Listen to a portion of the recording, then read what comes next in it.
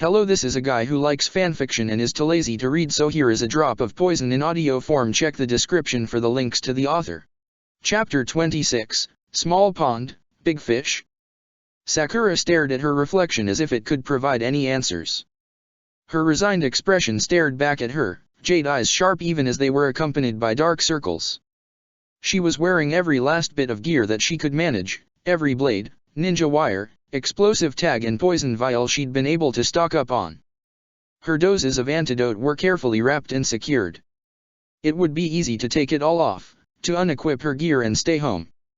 Let Naruto and Sasuke take the Chunin exams alone. They never seemed to really care about her presence before, and she doubted they would start now. But something made her braid her long pink locks tightly, something made her strap on her sandals and secure her water pouch. Something made her walk steadily to the testing site. Both Naruto and Sasuke were already there, arguing over something she didn't care to figure out. "You made it!" Naruto exclaimed. "See, I told you she'd come." Sasuke considered her.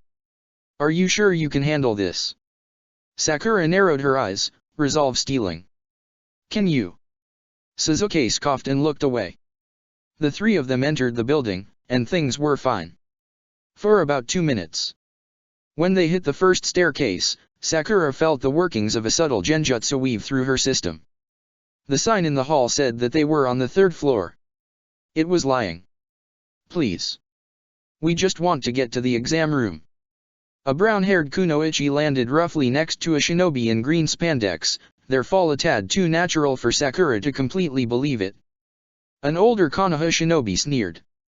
"We're doing you a favor. You'll be thinned out in the exam anyway, so why not save yourself the trouble?" Seriously? Did everything have to be way harder than it needed to be? The fight couldn't be happening on the side, no, it had to be in front of the doors they needed to get through. Unsurprisingly, Sasuke stepped forward. "I agree, but you're going to let me through and stop using your paltry genjutsu on us." Sakura saw the way Naruto's brow furrowed and stepped up beside Sasuke. "This isn't the 3rd floor, and if you're so convinced that we'll fail out anyway, why don't you just let it happen?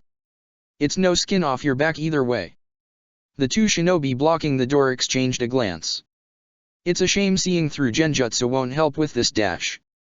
There was a blur of green, and suddenly the boy in the jumpsuit from before stood between Sasuke and the older Konoha shinobi, both of their legs caught firmly in his grip. Sakura narrowed her eyes. "He's fast." A Hyuga around their age grabbed his shoulder. "Can you at least try to stick to your own plan? You were the one who said we should avoid drawing attention to ourselves." The girl who'd fallen snorted, meek demeanor disappearing in the blink of an eye. "Yelly, be like Niji here and follow your plan for 5 minutes instead of 2. "Shut up, Tenten."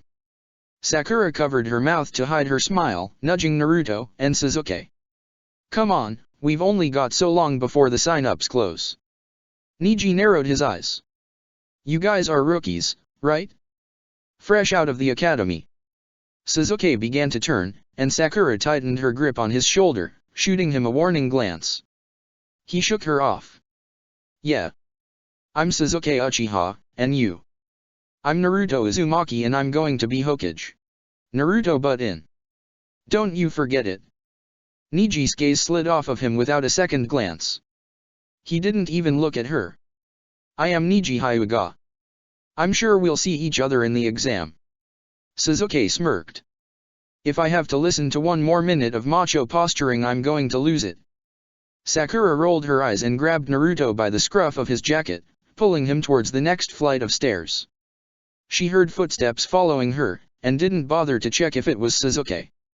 Why does Sasuke always get people interested in him? Naruto grumbled. Sakura's first instinct was to brush this off as his ego being squashed, him whining because he wanted to be the center of attention. But don't you feel that same rage? That anger at being passed over, overlooked, forgotten? It's because he's got a fancy clan backing him, she said. If he didn't have that symbol on his back, most people wouldn't look twice at him. And maybe that was a little harsh, but it wasn't untrue. That's not fair, Naruto muttered. Sakura smiled bitterly. It's not. You are quite correct. Sakura's hand wrapped around Akunao, head jerking towards the source of the noise. The shinobi in the green jumpsuit Lee was standing before them, determination shining through his dark eyes clear as day. Didn't we just leave those guys behind? Sasuke, will you fight me right here? Right now? Seriously? We haven't even actually started the exams yet? Why couldn't anyone keep their kunao in their pouches?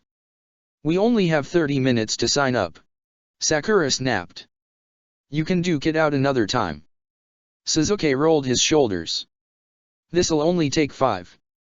You arrogant, irritating, infuriating bastard. Sakura wouldn't be able to talk him out of this. Naruto scowled, about to stop forward when Sakura stopped him. Do you trust me? He paused, an uncharacteristically serious look crossing his expression. Yes. That warmed her heart, just a little.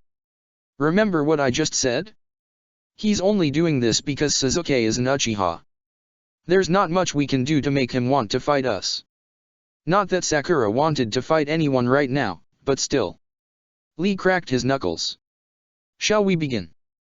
Sasuke smirked again. So dash. Sakura didn't see the hit that sent Sasuke sprawling onto the ground, but she felt it. The impact was enough to vibrate the ground, the sound ringing through the room. Holy shit. Sasuke pushed himself to his feet, lunging at Lee, only to be sent to the ground once more. This wasn't a fight. It was a massacre. Lee was frighteningly fast, not even breaking a sweat as he tossed Sasuke around the room like a rag doll. Sakura wasn't sure who had said more about that. The experience was cathartic. Lee. That's enough. A tall man who looked like a carbon copy of Lee appeared, grabbing him by the scruff of his jumpsuit. Guy-sensei I dash. Who the hell are you? Naruto burst out. Lee flailed in the air. He is my wonderful sensei. Who I owe an apology to for fighting before the Chunin exams. Guy crossed his arms. You disobeyed orders, but your punishment will take place after the exams. I will not rob you of this opportunity. Lee's eyes filled with tears. Thank you, sensei. This had gotten uncomfortable very quickly. Sakura blinked, and suddenly Guy was gone. What the dash? So, you three are Kakashi's students. Sakura choked back a scream as she whirled around. The two of us are eternal rivals, so I try to keep track of him. Guy's smile sparkled, but Sakura couldn't help the instinctive fear that sparked in her gut. Kakashi was strong and a well-known jounin, anyone who was his eternal rival, whatever that meant, had to be on a similarly monstrous level, and Sakura did not want to tangle with that. Lee rewrapped the bandage on his hands that had come undone, revealing a glimpse of bruised skin. Come on Lee. Let's head over to the sign-up area. Sasuke scraped himself off the floor, glowering at everyone and everything. I'll beat him next time. Sakura didn't say anything, but Naruto snorted. Did you see his bruised knuckles? He must have trained really hard, much harder than you. Naruto shrugged. That's probably why you got your ass beat. Sasuke pursed his lips and looked away. Thankfully, Lee and Guy were nowhere in sight as they signed the forms. Sakura knew she was the only one reading them in full, but it never hurt to be thorough. So, all three of you really did show up. Kakashi was slouched against a wall, hands firmly entrenched in his pockets. That's a good thing, too. You can only enter the Chunin exams as a team of 3. If one of you had decided not to come, none of you would be able to enter. I feel like you should be giving us integral information before we show up to the exams, not after. But it looks like you're all here. Kakashi tilted his head towards the classroom. See you after the exam. Stepping into the classroom felt like stepping into another world. Shinobi from numerous villages were littered everywhere, huddled together tightly and watching with sharp, suspicious eyes. You guys are almost late. Sakura blinked in surprise as Ino stepped into her field of vision, hands placed firmly on her hips. I just knew any team with Sasuke on it would make it to the exam. Shikamaru sighed, true to form and never far from Ino. You guys got stuck here too. A familiar bark came from Sakura's left. It looks like all the rookie 9 are here. Kiba said. Sakura blinked. Wait, didn't more people graduate in our year though? Shino pushed up his glasses. They were sent back to the academy. Why? For failing their Jounin sensei's test. He explained. Which made Sakura not only the only civilian born in her year, but the only non-clan kid too. Wonderful. Geez, you kids are loud.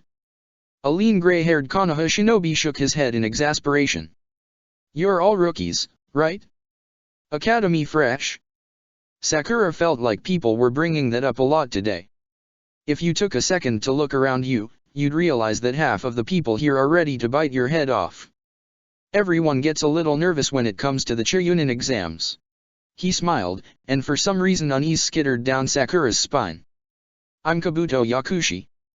Ino studied him thoughtfully. Is this your second time taking the test? She questioned.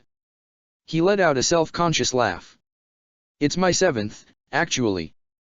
They let you take it as many times as you want, which helps when you're civilian born. Wait, so you're not from a clan either? Naruto beamed. Neither am I. Annoyance washed away her unease in a flash, and she socked Naruto in the shoulder. You're an Uzumaki, dumbass. They were the most powerful clan in Uzushio before it was destroyed. Naruto blinked. I am. It was? But if it wasn't destroyed, doesn't that mean the clan doesn't exist anymore? Sakura was not the right person for this. If you're still alive, then the clan still exists in some way, doesn't it? Besides, there are tons of Uzushio immigrants, especially in the civilian sector, so there's probably at least one other Uzumaki running around. Naruto's eyes filled with something like hope. Could you teach me about Uzushio and the Uzumaki sometime? Or maybe take me to that sector? Sakura's heart softened. Sure, we can do that.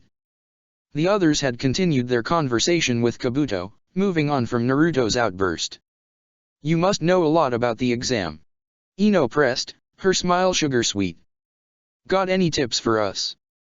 Kabuto's eyes flickered with something Sakura didn't know how to name, before he smiled again.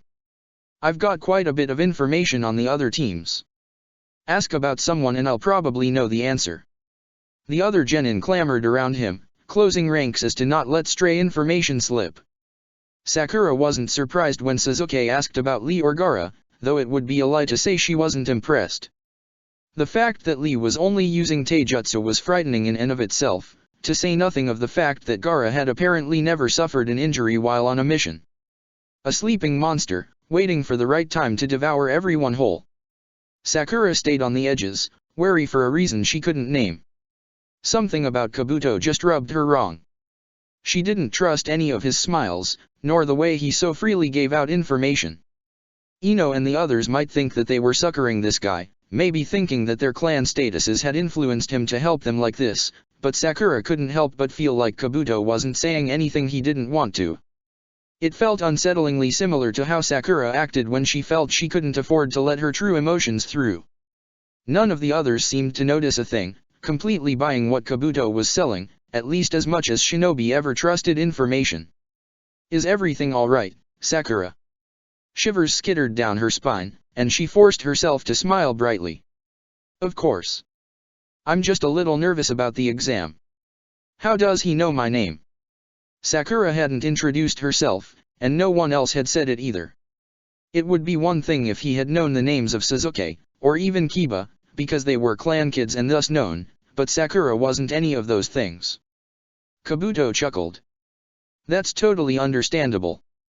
Let me know if you have any questions, us civilian-borns gotta stick together, right? Her unease doubled.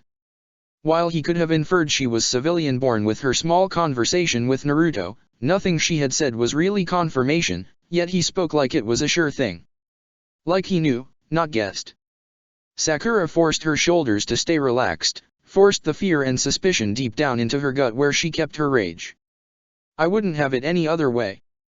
Kabuto's eyes glinted for a fraction of an instant, and Sakura knew that as much as she saw him, he saw her just as clearly. Quiet down.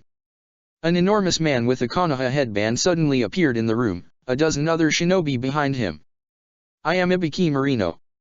I'll be your examiner for the first portion of the Chunin exam. Chapter 27, First Stage. Listen up and listen well, because I'm only going to say this once. Sakura's nerves were buzzing, hands itching to fidget even when she forced them still. You will have a seat assigned to you, and then the exams will be handed out. She blinked in surprise. It was a written test? Like the ones they had at the academy? There was no way there wasn't a catch. They were directed to their seats, and Sakura found herself nowhere near any of her teammates. That presented several problems, including the fact that she knew Naruto was terrible at written tests, and the further away he was, the harder it would be to help him. Sasuke would probably be fine. He'd been right after her in terms of theory and was smart enough to figure out a way to get through this. You'll start with 10 points. Every question you miss or get wrong will dock you 1 point. If you are caught cheating, you'll be docked 2. If you hit 0 points, you automatically fail. If you fail, your entire team fails with you. Well shit. This was clearly designed to weed as many people out as possible. Something about the point system bothered her though. If they were really trying to discourage cheating, why not just fail anyone who was caught immediately? You may now begin. Sakura turned over the paper, and several things became clear. Firstly, that these were not genin-level questions. Secondly, that the real point of the test was to see who could cheat without getting caught, which mean the examiners knew someone in the class would know the answers. Third, there was no way Naruto was going to pick up on any of this. Fourth, the 10th question was likely going to matter a lot more than the other ones. Sakura took a deep breath and began to write. Kotetsu watched with half-lidded eyes as the genin scribbled on their papers with varying levels of franticness. There was a decent crop this time around, and he recognized more than a few of the participants. Number 18. Fail. He called out lazily, watching in amusement as his 2 teammates cursed. It was for the best. If they couldn't even make it through this part, they'd likely die in what Anko had planned. They were nearing the 45-minute mark, and genin were dropping like flies. Those who panicked only became more obvious, and with every second that passed, the pressure mounted. The ways this batch of genin had come up with to cheat was interesting to say the least. Of course, the clan shinobi used their patented techniques, which were reliable if not predictable, but Kotetsu's favorite people to watch were the non-clan kids, because they always had to think outside of the box. The mirror system guy's students had thought up was inspired, and he'd caught at least 2 teams using a form of subtle Morse code. An even rarer treat was seeing a genin who could answer the questions without cheating. She had pink hair which Kotetsu was trying not to find amusing, and hadn't so much as looked up from her paper except to check the time. She was probably civilian-born if her outfit was anything to go by, which made her comprehension even more interesting. This year should be entertaining. We have now reached the 45-minute mark. Sakura dropped her pencil immediately and the tension in the room doubled. This was it. The final question. You will have the choice to take the question or not. If you don't, your points will be reduced to 0 and you and your team will fail. If it weren't for the stranglehold Ibiki had on the room, Sakura was sure people would have started shouting questions. There has to be a catch.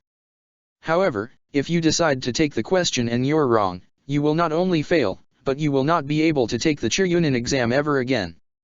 You'll be a genin forever. And there it is. Sakura narrowed her eyes, mind whirling with the new information. Something about this didn't feel quite right. People had clearly retaken the Chunin exam before, and restricting the potential number of high-ranking shinobi wasn't something any hidden village would agree to. Not to mention, there were at least 5 clan heirs in this exam who were rookies, and no clan would stand for their future leader being stuck as a genin.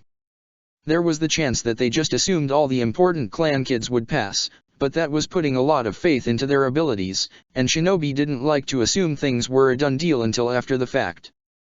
Anyone who does not wish to take the final question, raise your hand. Once your number is confirmed, you and your team will then leave. The silence was oppressive. This is a trick. It had to be. The first part of the exam was a test on how well they could cheat without getting caught, so it was reasonable to assume nothing about it would be straightforward. But what's the point? What are they looking for? What's going to be the question? I won't take it. An older-looking Konoha shinobi raised his trembling hand. Number 50 and number 143 also fail. Please exit. After that, the floodgates opened. Left and right genin raised their hands and stated their desire to leave the exam. Sometimes, they were cursed out by their teammates. Others left in subdued silence. Sakura pursed her lips, unsure if her own team would be able to parse this one out. Naruto probably not. There was a chance Sasuke would, but she couldn't bank on him figuring it out. Both of them were too stubborn to tap out now, and would probably be annoying as hell if she did. Not to mention Sakura would be lying if she said she wasn't curious. Guess we're seeing how this ends. The tension in the room ratcheted up as over half of the remaining participants were escorted out. There was a long pause of silence as they all waited for the next person to put their hand up, but no one did. Is that everyone? Ibiki's voice rang through the room, hawk-like eyes piercing. There is no turning back after this. What's the question? Why are they pushing this so hard? Sakura steeled herself. Ibiki smiled, and it was a cruel, nasty thing. I'd like to congratulate you all for passing the first test in the Chunin exam. Are you fucking kidding me? Sakura was caught between indignation at Ibiki and anger at herself for not figuring it out sooner. It all made sense now. The convoluted rules, the importance of the last question. Everything. The cries of outrage and surprise from the rest of the genin made her feel a bit better. On missions, the passing of information can be vital to the survival of not only yourself, but your village as a whole. Doing it poorly can tip of the enemy, making the information worse than useless. Ibiki removed his headband, and Sakura resisted the urge to gag. His head was a mess of badly healed burns and holes. It looked wrong, and it didn't take a genius to figure out how they'd gotten there. There had been lessons about torture at the academy. Nothing about how to do it, because their teachers always said that that was best left to specialists. Those classes had always been more on how to resist it and what kinds to expect. It was worse than the pictures they'd been shown, more stomach-churning than any of lessons. The purpose of the last question was to weed out any of you who weren't willing to take a serious risk. The life of a shinobi isn't kind, and Chunin are given even more dangerous missions. You can't waver in your choices or you will die. Don't make me do this, kid. Shota said in a low, gravely voice. Sakura ached almost everywhere, and blood was spilling from her. Pain and desperation made the world hazy, but she pulled another kunai from her pouch and got into a shaky stance. I'm not making you do anything. Sakura exhaled, forcing those stray thoughts from her mind. She needed to focus on the present, namely, that her team had somehow passed the first part of the test, and she had the sneaking suspicion that the next one wouldn't be nearly so risk-free. Almost as if summoned by Sakura's thoughts, the door flew open with a startling bang. That made most of the room jump. A lean woman with sharp eyes stalked through the room, long coat billowing behind her. Don't celebrate just yet. You've still got to deal with me. Her smile was edged with cruelty. I am Anko Mitarashi, your examiner for the second test. Anko led them to a large forest that had enormous fences around it, each displaying warnings of the content inside. Her grin was a mixture between gleeful and vicious. This is Training Ground 44, otherwise known as the Forest of Death. The tall looming trees suddenly seemed much darker, and Sakura swore she could hear a faint scream. The rational part of her wanted to tap out now. Entering some place called the Forest of Death was just asking to get killed, and they hadn't even heard what the test was yet. You'll each be dropped off at a different gate on the edge of the forest. In the center of the training grounds there's a tower, about 10 kilometers from each gate. Your goal will be to reach it by the end of 5 days. Only 10 kilometers? That can't be the whole test. Every team will be provided with either a Heaven Scroll, or an Earth Scroll. You'll need both by the time you reach the tower to pass. All weapons, jutsu and other forms of combat are allowed. Killing is also permitted. I hate being right. This meant that at most, half of the remaining teams would be able to pass. Considering this place was called the Forest of Death, Sakura was willing to bet that less would. There are several things that can disqualify you. The most obvious is if you don't make it to the tower with both scrolls or within the time limit. Teams that have lost a member or opened a scroll before reaching the tower will also be disqualified. Naruto's brow furrowed. What happens if we do? Anko grinned again. It'll be an unpleasant surprise. None of this information was remotely encouraging. Sakura glanced at her teammates and was not even slightly surprised to see determined expressions on their faces. They were going into that forest. Chunin are often tasked with carrying sensitive information that they themselves are not allowed to know. This test is about your ability to survive and adapt, but also your trustworthiness. Part of Sakura wanted to laugh at the idea of shinobi being trustworthy, but had to concede that it was a good test. Some teams would undoubtedly think that the true test was to trust their instincts or curiosity, and open the scroll. This would weed out even more of the remaining teams, though personally Sakura thought that the deadly forest and potentially murderous scroll stealing was more than enough. A Chunin will be assigned to you and lead you to your gate. Any stragglers will be left to my tender mercy, and unfortunately for you, I don't have any. Sakura ran a hand over her weapons, mentally tallying all her equipment. Something told her that she'd need everything she had and then some. This is going to be rough. She grimaced internally as their assigned Chunin led them to a gate and handed them a heaven scroll. Rock Lee. Niji Hyuga. Sabaku no Gara. Kabuto Yakushi. All potential enemies in the forest, on top of at least a dozen complete unknowns. The gate closed behind them ominously, leaving them trapped and with only one place to go. Into the Forest of Death. Chapter 28, A guard is only as useful as its wielder. Sakura was Konoha-born, which meant that she felt at home the most when she was amongst trees. Large plains or water-based areas made her uneasy, the green embrace of the woods always comforted her. The Forest of Death seemed to be the exception. Here, the trees seemed to loom menacingly, blocking out much of the sunlight and limiting their vision. The constant stream of noise coming from all directions was even more unsettling as Sakura swore she heard a human scream in the distance. This was not a place to let your guard down. I gotta take a piss. Sakura closed her eyes, sending a brief prayer for patience. Just go in the bushes, she said. Yell if you get attacked. It wasn't like Naruto was particularly good at being quiet, so Sakura didn't worry too much. Less than a minute later, he came back out of the bushes. Wow, I really needed that. He looked fine except his kunai pouch was on the wrong side. She and Sasuke moved in unison, and though his punch connected first, sending the imposter flying, Sakura's shuriken embedded deeply into the flesh of his leg. The imposter laughed, allowing the henge to disappear and revealing an Omega-cooler headband. You kids are sharper than you look. Sasuke rapidly formed hand signs before releasing a fire jutsu, small bursts of flames forcing the enemy back.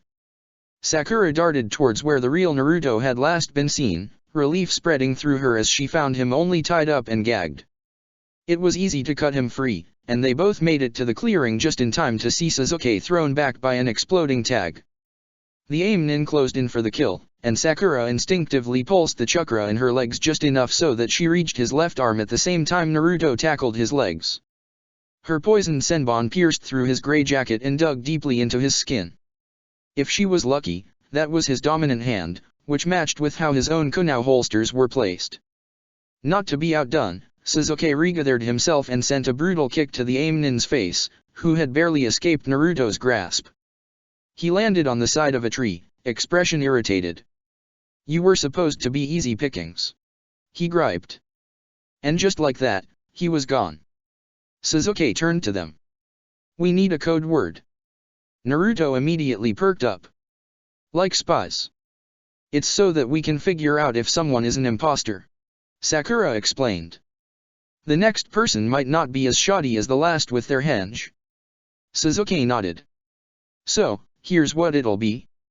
The second Sasuke finished explaining the code, a vicious wind tore through the clearing, forcing them all to take cover. Sakura's heart beat furiously at the idea of facing more enemies this soon, but it didn't look like they were going to get much choice. As the wind abruptly stopped, she cautiously crept around the tree she'd taken cover behind, kunai ready in her hand. It wasn't long before Sasuke, or at least someone who looked like him, emerged as well. Code. He snapped. Well, he certainly acts like Sasuke. Sakura mused. A large amount of enemies is the friend of the shinobi. Hide, and remain silent. A shinobi must understand the proper time, when the enemy is tired and ill-prepared," she recited. He relaxed, moving towards her before suddenly aborting the movement when she brandished her weapon. "I know I'm clear, but you could still be an imposter," she said coldly. "Who was at the family dinner Naruto and I went to?"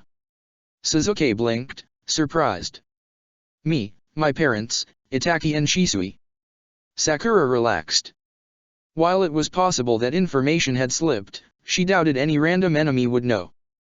Naruto came trampling through the bushes. "Whoa. That was crazy. Did you guys see who did it?" Sakura and Sasuke immediately pointed their blades at him. "Password," she demanded. Naruto blinked. "Oh, right," and proceeded to recite the entire thing word for word. For a second Sakura relaxed, glad that all her team was reunited. Then she remembered that Naruto couldn't remember anything that longed to save his life, especially not after only hearing it once. Sasuke flung a barrage of shuriken at the imposter, who dodged with ease. Sakura unease creep up her spine. "How do you know I was a fake?" they questioned, allowing the henge to fall away and reveal an androgynous-looking Kusunin.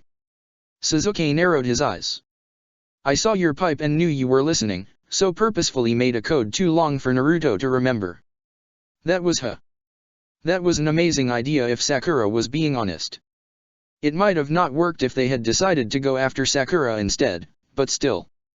Not letting that guard slip for a second, they smiled, just a tad too wide. This should be fun. Naruto blinked rapidly, shaking leaves out of his hair as he glanced around. Sakura and Sasuke were nowhere in sight, the thick foliage surrounding him giving no clue of his location. He squinted upwards. It wasn't nighttime yet, but he might be able to use the sun for navigation and find the clearing they'd just been in.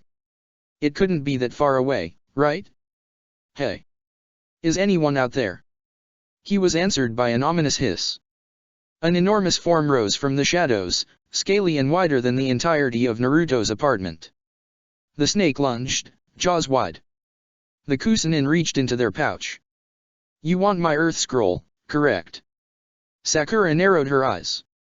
"What dash? I'm afraid it won't be easy to get," they said, proceeding to swallow the scroll whole.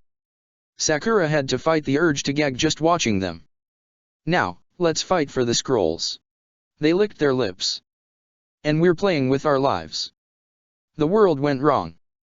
Fear unlike anything she'd ever felt before slammed into her, so overpowering that she couldn't so much as twitch. She thought Wave had been bad, thought she knew what terror was. She was wrong. This was fear, pure and undistilled and uncompromising. The sound of Sasuke retching beside her snapped Sakura back to reality, realizing that she had fallen to her knees and that the shinobi in front of them hadn't even moved. Like they were so pitiful, so weak that they weren't even worth the effort. That they could have killed them before either of them could react and chose not to. Sakura was used to fighting people stronger than her. "I'm not dying here." She dug her nails into the palms of her hands and forced herself to stand. "Get up, get up, get up." Beside her, Sasuke did the same, even managing to take out a kunai and shift into a shaky stance. "We need to get out of here." Almost lazily, the Kusunin flung two kunai at them, aimed at their throats. "Move." Naruto couldn't help the scream that escaped his throat as the snake swallowed him whole. It was disgustingly humid inside the snake, wet and sticky and he'd just been eaten by a snake. How was Naruto supposed to get out? He kicked the wet interior. "Hey! Let me out, you slimy bastard!" Nothing happened. Naruto frowned. There had to be some way out. He could die here. He needed to become Hokage. Maybe if the snake was too full, it would have to spit him out. Naruto furrowed his brow and summoned as many shadow clones as he could.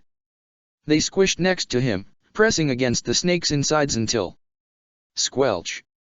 The snake's neck and head exploded from the internal pressure, its hot blood splattering all over Naruto. Ew! He wrinkled his nose at the smell. Time to go find Sasuke and Sakura. Sakura's back pressed against the thick trunk of a tree as she tried to catch her breath. "Are you all right?" she whispered, gesturing to Sasuke's injured leg. She distantly noticed that his eyes had gone red, a single tomo spinning rapidly around his pupil. He grimaced. I'll be fine. We just need to dash. Snake. Sakura yanked Sasuke out of the way just in time to avoid the serpent's jaws. He used the distance she'd created to send a barrage of shuriken, the blades sinking into its eyes and maw. It fell onto a stray branch, going limp. Sakura exhaled. Crack. The Kusanin rose from the dead serpent's neck, breaking through the skin and scales. You should never relax in front of a predator. They crooned. I can feel your desperation from here. Sakura pulled a poisoned kunao out of her pouch, mind frantically scrambling to find anything to get them out of this situation. Hey! Naruto jumped onto a branch between them and the Kusanin. I don't remember the password. But I'm here. Sakura could help but let out a breathy laugh at that, even as her gut churned as she realized that they might all die. Sasuke straightened. I'll give you the scroll as you let us go. Sakura's eyebrows shot up as Naruto immediately started protesting. You're just going to hand it over to the enemy. The Kusanin chuckled. Smart, very smart. When faced with a predator you can't escape, you give it a different meal. Sakura felt relief begin to bubble within her.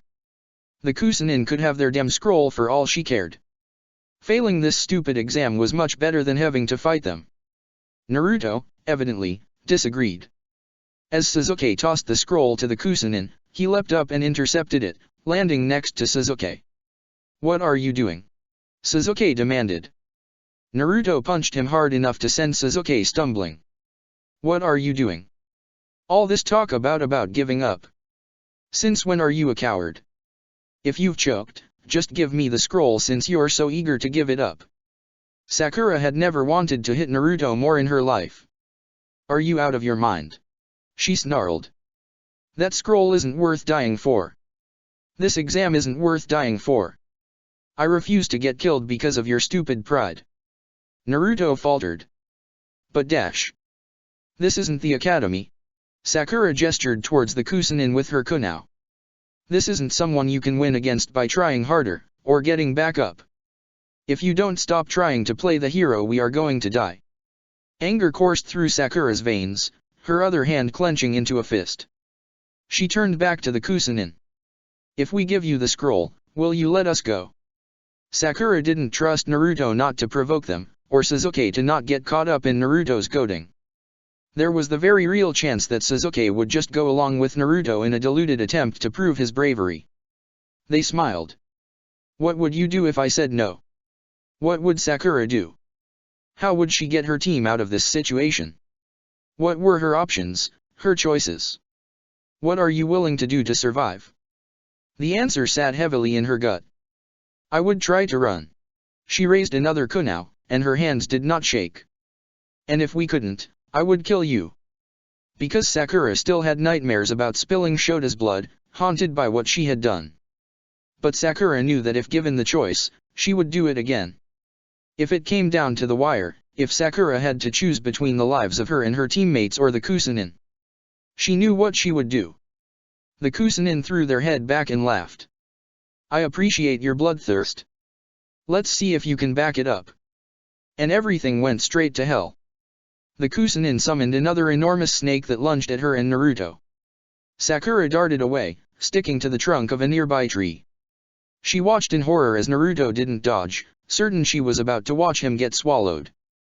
Hot, furious chakra exploded out of him, so intense there was a red haze around him. The snake diverted its path, slamming into a nearby tree to avoid colliding with Naruto. Back off! He roared. Naruto's nails had lengthened into claws and his eyes were a burning red. He leapt onto the snake and began tearing it to shreds with his hands. A monster is here. Sakura was so distracted by Naruto, that she forgot about the Kusanin for a split second. And was reminded by Sasuke's scream. Sakura whipped around just in time to see the Kusanin release Sasuke, their grotesquely elongated necks slinking back into place. A parting gift. They said, face melting off entirely to reveal Orochimaru. Sakura had only ever seen his face in books, but there was no mistaking it. They'd been trying to fight a Sunin. She'd threatened to kill a Sunin. Bile coated the back of her throat. I'll send some friends to test you. With one last grin, Orochimaru took off, moving so quickly Sakura wasn't even sure which direction he'd taken off in. Sasuke swayed on his feet and Sakura rushed to prop him up. Are you okay? His eyes were unfocused. Below them, Naruto let out a guttural scream. The red chakra around him faded, and he went limp. Sasuke became dead weight in her arms. Sakura stood alone in the forest of death, her teammates completely helpless around her. Chapter 29, Make a Monster of Me. Sakura carried her unconscious teammates for what felt like hours. She'd managed to locate an abandoned animal den, hidden by moss and thin branches. It was the best place to go to ground and would hopefully allow them to remain hidden until Naruto and Sasuke woke up. She took out her ninja wire and tried to remember everything she'd learned about trap setting. It had never been a strength of hers, even at the academy. Sakura had always been much better at spotting traps than setting them, her theory-based nature making it difficult to be able to account for unknown variables. And right now, Sakura had very few known variables to work with. Sakura took a deep breath and began. She set traps around the perimeter and a few right at the entrance of the den. She wanted to have warning if someone was nearby and slow down anyone who got close enough to find the den.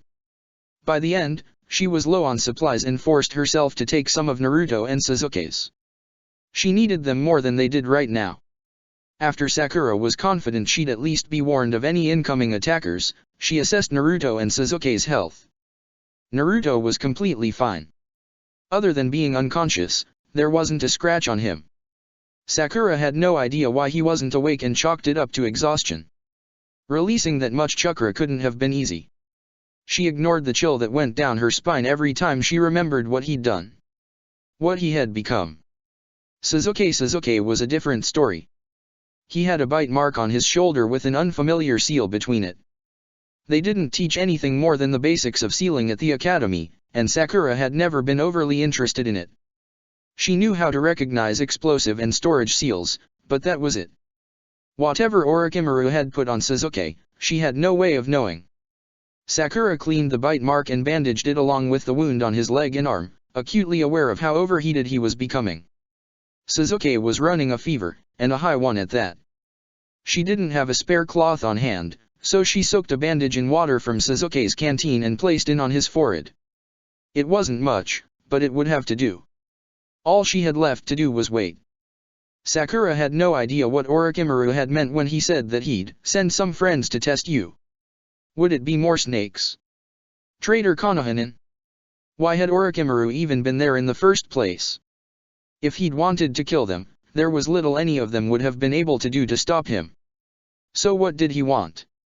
Dread curled in her gut as she realized that they might be the only ones who knew he was in the village.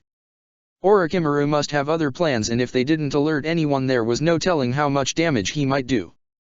The second Sakura saw a proctor, she was telling them everything and passing this off onto someone more competent.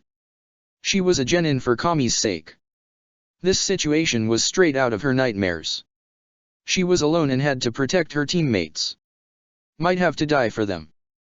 Part of Sakura wanted to leave them, wanted to run far, far away, and never look back. Fuck the Chunin exam and Orochimaru's meddling.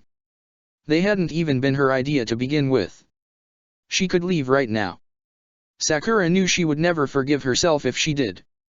Twang. A trap went off. Sakura's head shot up as she heard vicious swearing and laughter. Zaku, I cannot believe you fell for that. A feminine voice crowed. Shut it, Kin. It didn't even graze me and Dosa would have tripped it if I hadn't. Keep telling yourself that. 3 Otonin stepped in the clearing. Sakura was already waiting for them, poisoned kunao in hand and fear lodged firmly in her gut. We're not here to fight you. Zaku sneered. Where's Sasuke? Never heard of him. Sakura lied blandly. Dosa narrowed his eye. What, is he too much of a coward to fight us himself? Sakura had to admit that if Naruto or Sasuke were conscious, they'd both be rushing out of the cave after a comment like that. Their prides were so easy to bruise. But they weren't awake. Sakura was alone. I'm afraid it's just me, she said, her hands steady even as her voice shook. Maybe she'll tell us where he is if we persuade her. Kin's smile was decidedly unpleasant. Zaku shrugged. Can't hurt. Or well, won't hurt us. Sakura's saliva was thick in her mouth. I'm not going to die here. By the time the three Otonin rushed her, Sakura was already gone. Sakura's substitution was noticed almost immediately, and she hadn't expected anything less. It bought her just enough time to stab Zaku in the thigh with her poisoned kunai. He swore, backhanding her hard before a violent wind slammed her into a tree. Zaku extended his hand again, and she barely managed to twist away before the wind stuck her once more. Sakura gulped down air as she placed a hand on her now aching ribs. She wouldn't be able to withstand many more hits like that. You bitch. Zaku cursed. I'm gonna tear you to shreds. She jerked herself to the side just enough to avoid his next attack, only to hiss in pain as 3 senbon embedded themselves in her arm. Kin scoffed. This is so boring. She hasn't even screamed yet. Dosu stepped forward. Let me try. Noise unlike anything Sakura had heard before burst from his arm. It caused her to stumble back, pain and disorientation overwhelming her senses. Another 3 senbon sank into her legs. Sakura could barely think through the noise. She couldn't move, couldn't dodge, she was basically a sitting duck. She gnashed her teeth together and forced her hands into a seal. Then another, and another. Her substitution didn't move her far, but it was enough to shake the debilitating noise. Sakura yanked the senbon out of her arm and leg, immediately becoming dizzy again when the bells chimed. This, she could deal with. Kai. She disrupted her chakra flow and the disorientation faded just in time for her to duck another wind blast from Zaku.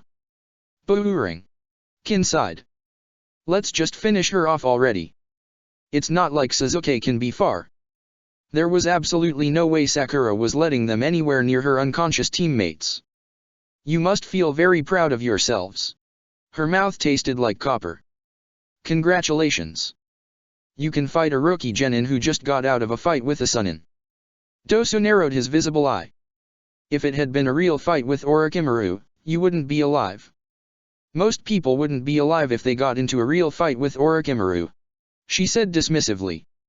But we're talking about you three, and how pathetic you all are. Focus on me, focus on me, focus on me. The angrier they were, the more inclined they'd be to continue fighting her instead of looking for Sasuke. I mean, honestly. Do you think sneaking in and beating up a few genin is impressive?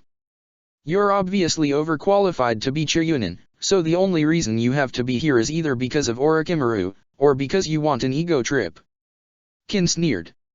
You've gotta be the stupidest genin in the forest if you think running your mouth like that is a good idea. It was a terrible idea. Sakura just didn't have any others. Is all of Otogakure under Orochimaru's control? Or was it just you three that were stupid enough to listen to him? You realize he's a madman, right? Like, completely off his rocker.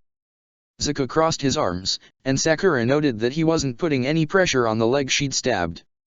Konoha was just too weak for what needed to be done. That's why you're going to get what's coming to you. That was ominous. Sakura filed the information away for later. Blah blah blah. Kami, you guys talk a lot. Is it an Otonin thing? You realize you don't have to follow the name that closely, right? She dodged another of Zaku's blasts.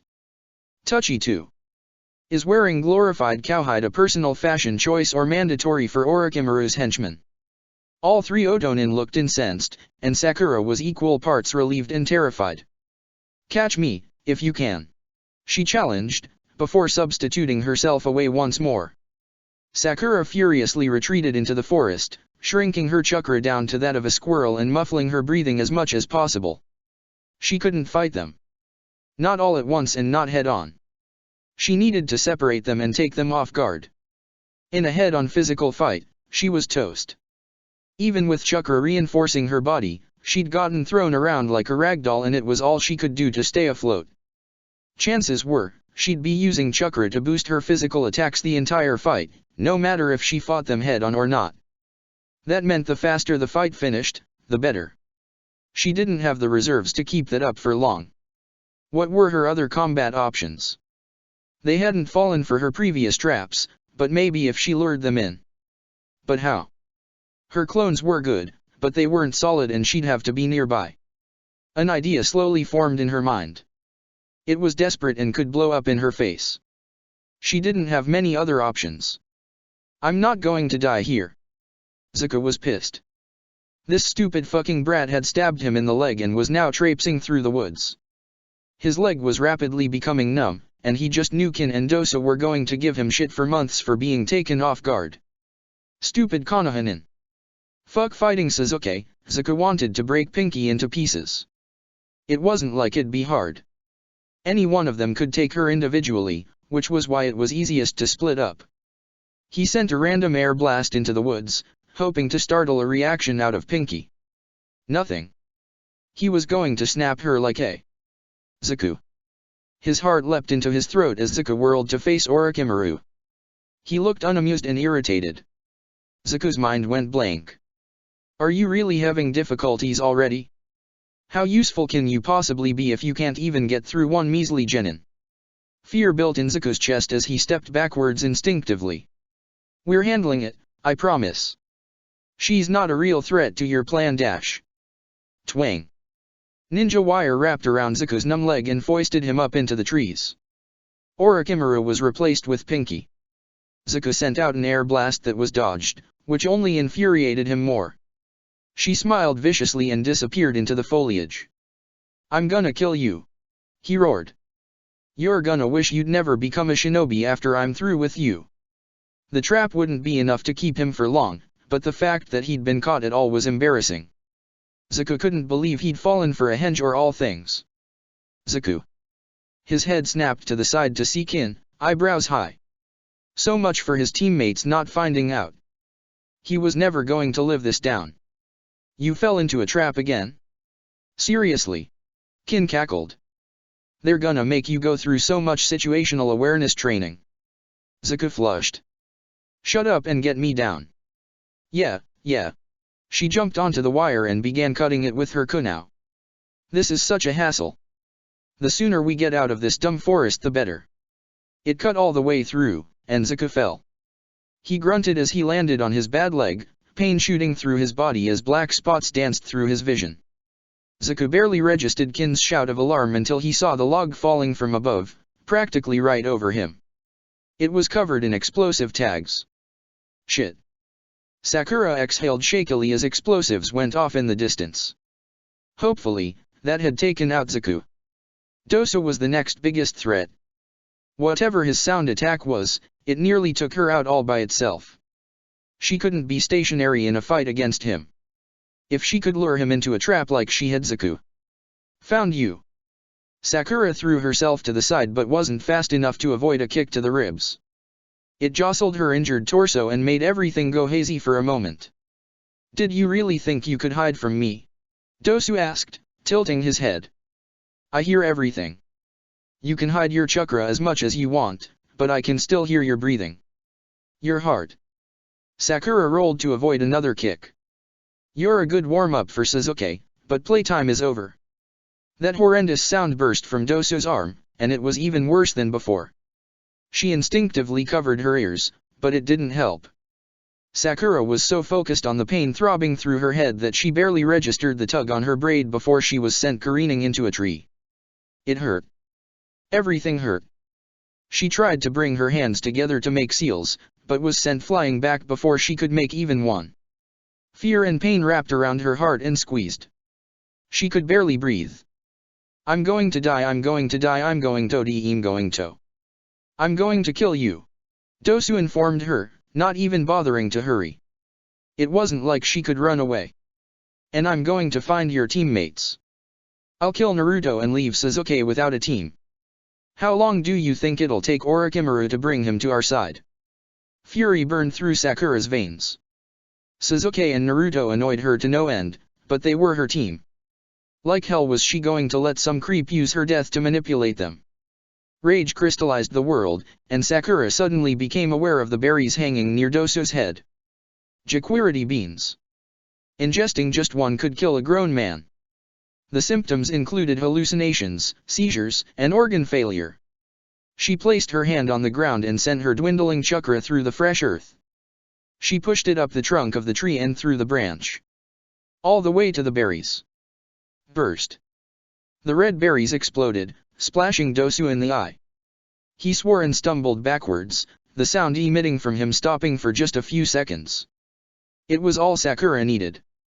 She lunged forward with her kunao and sank the blade into his gut. Dosu backhanded her, and she took her kunao with her. Blood began spilling down his front. He was shaking, with rage, or pain Sakura couldn't tell. The berry juice still covered his eyes and Sakura lunged forward again. Her kunao found the base of his throat. He grasped weakly on her wrist, but it was far too late. Dosu fell to the ground. He didn't get up. Chapter 30, The Dead Don't Rise, But I Will. Sakura stood above Dosu's dead body and couldn't muster a single ounce of sympathy. He would have killed her and her team without hesitation. He worked with Orochimaru. He would have hurt her village and everyone in it. She sheathed her kunao, about to step away when she noticed something peeking out of Dosu's jacket. An earth scroll. Sakura had almost forgotten that this was taking place in the Chunin exam. That this was supposed to be a test. Part of her wanted to leave the scroll. She hadn't done these things for an exam. The more rational part of her knelt down and tucked it into her pouch. It would be a waste if she didn't. She made her way back to their makeshift camp, caught between hyper-awareness and a daze. The leg and arm that had been struck with senbon had started bleeding again, after Dosu's rough treatment. Her torso was in agony, and her chakra reserves were close to depleted. Sakura was within sight of their camp when something slammed into her from the side. She stumbled, hands scrambling for a kunao that was swiftly knocked away. Her attacker put her in a firm hold and slammed her into the dirt. "You bastard!" It was Kin, her voice raw with emotion. "You killed them." Sakura attempted to dislodge her, but Kin held firm. "You're dead, do you understand? Dead. I'm going to turn you into a pincushion. How dare you kill them?" Sakura spat into the dirt. "You yap like a dog." Her face was slammed into the ground again. "Ow." Kin hauled her up by her hair. "I don't even care about Sasuke anymore. Fuck Orochimaru. I'm gonna string you up by your intestines." Sakura blinked the black spots out of her vision. She summoned the last of her strength. "Come on, Sakura." Her hand was a blur as she slashed through her hair. The braid now undone briefly obscured Kin's vision and allowed Sakura to lash a blind chakra-infused kick backwards. Kin stumbled back and Sakura whirled around to face her. Now that she wasn't being thrown around, Sakura was able to get a better look at her. Half of Kin's clothes were singed, and so was her upper arms. She must have gotten caught up in the explosion with Zaku. Good. None of this was ideal, but it was better than it could be. A weakened opponent with genjutsu Sakura could break was better than a myriad of other situations. She pulled out a handful of poisoned senbon and grinned nastily. "Wanna see who's hurt worse?" Kin's lips curled into a silent snarl. "I'm going to make you regret becoming a shinobi. You won't be the first." Sakura blocked a senbon and dispelled the genjutsu attached. "Or the last." She sent back her own. "To try." A shifting shadow behind Kin caught her eye. White and blue hidden amongst green. "You should have died with Zaku," Sakura taunted, turning her attention back to Kin. "Maybe if any of you had had a single ounce of intelligence, you would have stuck together. Honestly, it was only a matter of time. Get angry." She willed. "Be angry enough to be stupid." Kin released a scream of rage and lunged. It was clear that neither of them were taijutsu specialists, but Kin was shrouded in a haze of anger that made her sloppy. Sakura got hit, but not as much and not enough to take her down. "I'm not going to die here." Kin's senbon dug into her arm, but Sakura's poisoned one was in her liver. Genma's anatomy lessons really had paid off. "I'm going to kill you," Kin hissed. Sakura bared her teeth in a parody of a smile. "You can try." They both braced for clash once more, when a hand gripped the back of Kin's shirt and threw her across the clearing. Finally. If the reason he waited so long was to make a dramatic entrance, she was going to kill him. Sasuke planted himself between Sakura and Kin. "What do you think you're doing to my teammate?" His voice was low and angry. He didn't seem weak or fatigued from his earlier fever. In fact, he somehow felt more powerful than he had before. Kin took a step back. She looks half dead. Did you do that? Sasuke advanced, his chakra flaring aggressively. There was something wrong about it. Unnatural. Kin didn't answer except to draw another handful of senbon. Sasuke moved faster than Sakura had ever seen him go before, slashing Kin with a kunao and kicking her into a tree. Did you? Most of Sakura was content to let this play out. Sasuke seemed to have everything well in hand, and she was exhausted. But something about the whole situation made her skin itch. Sasuke turned slightly, and then it hit her. The seal. It had been activated and was now affecting Sasuke's chakra. If things continued, who knew how it would damage his pathways? It could even be influencing his behavior. Sasuke! She called out. You have to stop. The seal Orochimaru put on you is activated. Stop using chakra. He didn't even glance at her. You should have never come here. He informed Kin. His hands began to make hand signs and Sakura knew what would happen next. She raced forwards and grabbed the back of Sasuke's shirt, sending his fireball upwards instead of at Kin's face. He whirled around and grabbed her throat. Kin took the opportunity to bolt, and Sakura couldn't care less. Sasuke's eyes were wide and furious, but unseeing. If Sakura hadn't already figured out something was wrong, she definitely would have now. She held his gaze, unflinching despite the red irises and spinning tomo. You have to stop, she said, gripping the wrist that held her throat. Please. Sasuke blinked. Once, twice, and the third time he opened his eyes they were black instead of red. Awareness seemed to return to him, because he yanked his arm back, horrified. I'm fine, she promised. He looked at her injured form skeptically. That was fair. You didn't make it worse, she reassured. Can we go back to camp now? I want to clean up. Sasuke nodded. Naruto was still unconscious when they got back, snoring loudly. He seemed healthy though, which was as much as Sakura could ask for at this point. Now that her adrenaline had mostly faded, she felt hollowed out. Exhausted. If she could get away with it, she'd follow her teammates' example and pass out. Sakura couldn't afford to do that yet. She was about to start cleaning her wounds, when Sasuke stopped her. I'll do it. Sakura was about to snap that she didn't need his help, when she noticed his expression. He didn't look arrogant or haughty. In fact, he almost looked concerned. Did I fall into an alternate universe? She handed him the medical supplies, and he began gently cleaning the wounds on her arm and leg. He didn't even mock her when she flinched or hissed in pain. He wrapped her injuries too, taking care not to make the bandages too tight. Are you hurt anywhere else? Sasuke questioned. Sakura considered. My ribs are at the very least bruised, likely cracked. I almost definitely have a concussion as well as mild chakra exhaustion. Huh. That was a lot when she laid it all out. Sasuke's expression went tight. Do you think you can make it to the tower? If we leave as soon as Naruto wakes up, we could be there in less than a day. Sakura considered the question. Probably. As long as we avoid any more fights, I'll be fine. Sasuke nodded. If we run into trouble, Naruto and I will deal with it. You can keep the Earth Scroll while I'll take the Heaven Scroll. Sakura blinked. How did you know I have another scroll? Sasuke raised an eyebrow. The Sharingan. It memorizes everything. Your pouch is shaped differently than it was before, and I figured you wouldn't bother if it was another Heaven Scroll.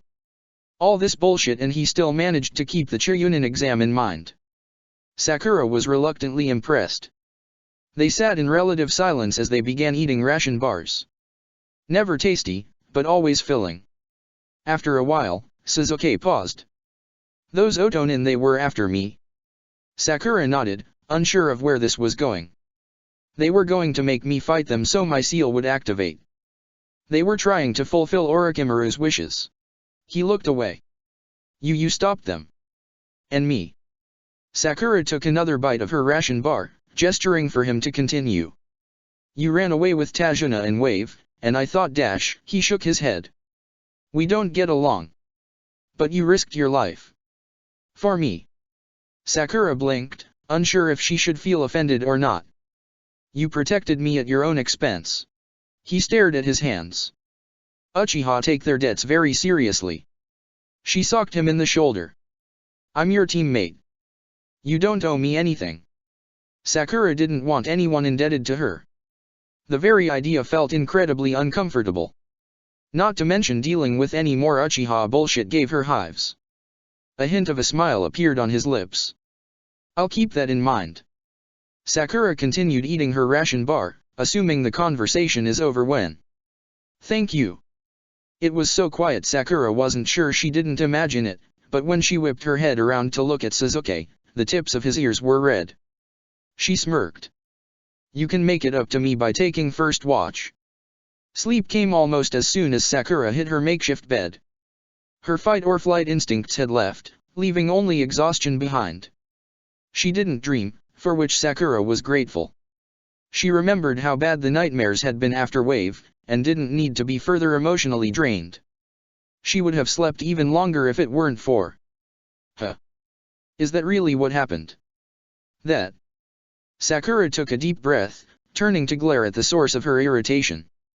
Naruto was rocking back and forth on his heels, seeming completely unaffected by whatever had caused him to pass out yesterday. I can't believe I missed that. Sasuke rolled his eyes. Don't pass out next time then. Sakura snorted and they turned to her. Don't throw stones in a glass house, Sasuke. You were just as out as he was.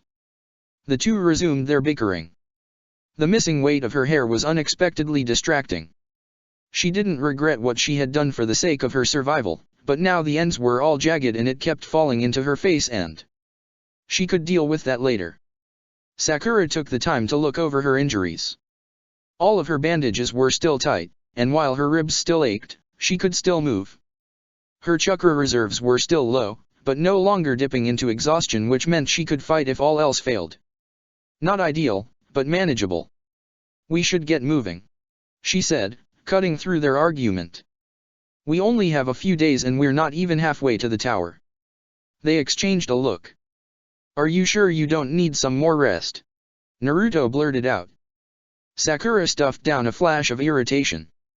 They weren't questioning her worth, she knew that. It was entirely reasonable to ask after everything that had happened. It was concern. They were concerned for her. It better have been concern. I'm not going to get any better in the time we have, she said firmly. The faster we get to the tower, the faster I can see a medic. Sasuke needs someone to look at the seal on him too. We don't know what it does, and the longer it's a problem the more risk there is. Sakura didn't specify who was at risk, but considering how Sasuke looked away, she didn't have to. She had managed to talk him down that first time, but if the seal got worse there was a chance he'd lose control and attack them. She didn't like their odds at fighting him. His leg was still injured, and he had a few bruises, but Sakura was far worse off, and she didn't think Naruto could take Sasuke on his own. He'd been willing to use a fire jutsu at close range against Kin after the seal had been activated for only a short time. She wasn't sure how he would act if it became worse. It was part of the reason she'd stopped him. Not out of concern for Kin, but because she didn't want Sasuke to do something irreparable that he would regret later. Regardless, fighting him was out. Running would also be iffy. Sasuke had always been the fastest out of the three of them and she didn't fancy splitting up. We already have both scrolls, so there's no need to fight anyone. We keep our heads down and we head straight for the tower. She shot a look at Naruto. Stealth will be key. He pouted. I can be stealthy. How do you think I'm able to pull off pranks so well? That was actually a fair point. There are definitely going to be teams camped around the tower, Sasuke warned. It a good ambush site, because most people heading there will already have both scrolls. We'll need to be extra vigilant. Because of course there would be. It wouldn't be a situation for Team 7 if it weren't irritatingly difficult. This was fine. They just needed to get to the tower and warn everyone about the traitor Sunin running around. This was going to be an utter disaster. Check the description for the links to the author.